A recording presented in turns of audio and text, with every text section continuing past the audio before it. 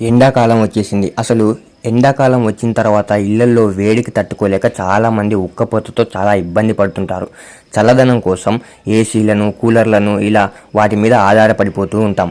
కానీ ఇలా వాటిని వాడడం వల్ల మనకు కరెంటు బిల్లు మాత్రం చాలా పెరిగిపోతుంది. ఇలా కాకుండా మన ఇల్లు చాలా చల్లగా ఉండాలి అంటే కొన్ని మొక్కలను పెంచుకోవడం వల్ల మన ఇల్లు చాలా చల్లగా ఉంటుంది. అవి కూడా చిన్న చిన్న మొక్కలే. ఇలా చిన్న చిన్న మొక్కలను పెంచుకోవడం వల్ల మన ఇల్లు చాలా చల్లగా అయితే తయారవుతుంది.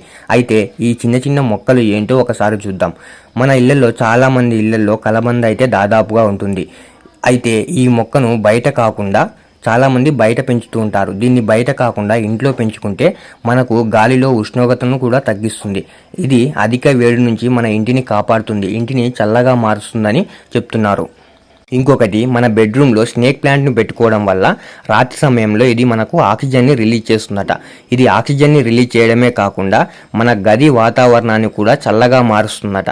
అలాగే మన గది ఎప్పుడు ఫ్రెష్గా ఉండేలా తాజాగా ఉంచుతుందట. వీటితో పాటు మన లివింగ్ రూమ్లో అరేకా పామ్ ట్రీ పెంచడం వల్ల గాలిలో తేమను ఇది అలాగే నిలిపివేస్తుందట. ఇలా నిలిపి ఉంచడం వల్ల గది వాతావరణం చాలా చల్లగా మారిపోతుంది. ఇక మీ అందరికీ ఫికస్ ట్రీ గురించి తెలిసి ఉంటుంది. ఈ ఫికస్ ట్రీని మన గదిలో ఉంచుకోవడం వల్ల మన గది ఉష్ణోగ్రతను తగ్గిస్తుందట.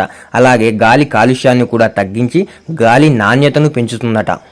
ఇక చివరిగా గోల్డెన్ ప్యాదోస్ మొక్కకు కొద్దిగా వెలుతురు అలాగే కొంచెం ప్రొటెక్షన్ ఉంటే చాలట. దీని చుట్టూ ఉన్న వాతావరణాన్ని ఇది చల్లగా మార్చేస్తుందట. ఈ విధంగా చిన్న చిన్న మొక్కలను మన ఇంట్లో పెంచుకోవడం వల్ల మంచి గాలితో పాటు గది కూడా చల్లగా ఉంటుందట.